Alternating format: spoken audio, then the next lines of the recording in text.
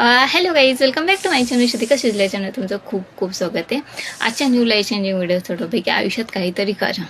मी सारखे हाच टॉपिक का निवडते माहिती आहे का?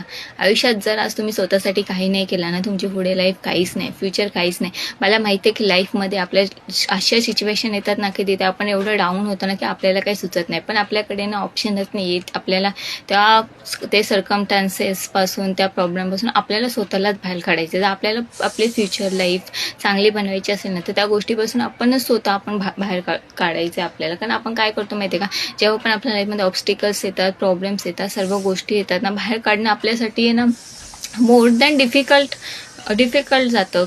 मला मान्य आहे की मला माहिती आहे की खूप डिफिकल्ट जातं, पण तुम्ही आहे ना त्या गोष्टीतून पण तुम्हाला बाहेर येण्याची तुमच्यामध्ये तेवढी हिंमत आणि गट्स पाहिजे. बघा, जोपर्यंत आपण स्वतःसाठी उभे राहणार नाही, आपल्या लाईफमध्ये काहीच चेंज होणार नाही, काहीच नाही. मग आपली लाईफ ना बाकीच्या लोकांसारखेच आहे, खावं पियो झोपो. मग ह्याच्यामध्ये काय लाईफ आहे तुम्हीच विचार करा. म्हणजे जे गोष्टी आहे ना स्वतःचं अस्तित्व बनवण्यामध्ये जे सुख आहे ना, ते म्हणजे शब्दात व्यक्त नाही करू शकत. त्याच्यामुळे आयुष्यामध्ये ना स्वतःचं अस्तित्व बनवण्याकडे लक्ष द्या.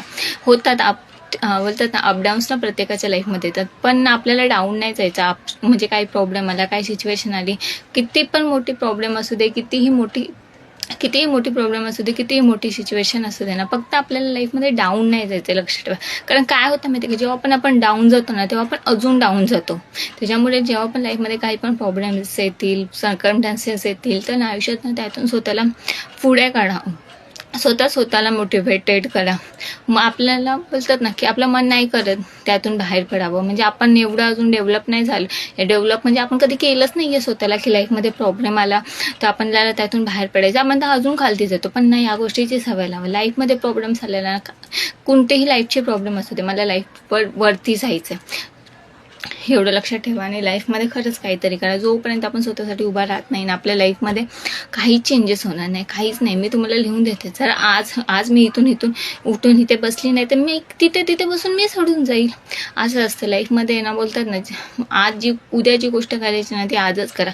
उद्याची ड्रीम अचीव्ह करायची ना, त्यासाठी आजच प्रयत्न करा. तेव्हा तुम्ही कुठेतरी जाऊन तिथपर्यंत पोहोचाल. आणि आयुष्यात ही वेळ ना खरंच खूप किमती आहे. कोण काय बोलतंय, कोण तुम्हाला टोमणे मारतंय, कोण तुमचा अपमान करतंय, घरचे काय बोलताय, ते सर्व गोष्टींना बाजूला सोडा.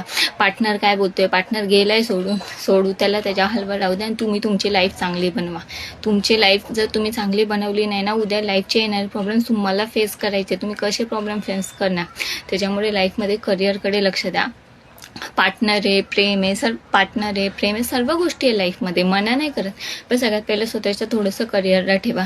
बघा, पुढे जाऊन ना पार्टनरचं रिलेशनशिप किंवा बाकीच्या सगळ्या गोष्टी, घरचे भांडणं पुढे जाऊन ना व्यवस्थित होऊ शकतात आणि होतात. पण भरपूर वेळा असं होतं की घरामध्ये वाद झालेला, तो एंड फ्युचर तर सर्व व्यवस्थित होतं. पण तुमची ही जी वेळ वेळ ती परत येणार आहे का? नाही येणार आहे. ही वेळ, हे आयुष्य, हे रिटर्न नाही आहे. त्याच्यामुळे आयुष्यात थोडंसं वेळेला महत्त्व द्या.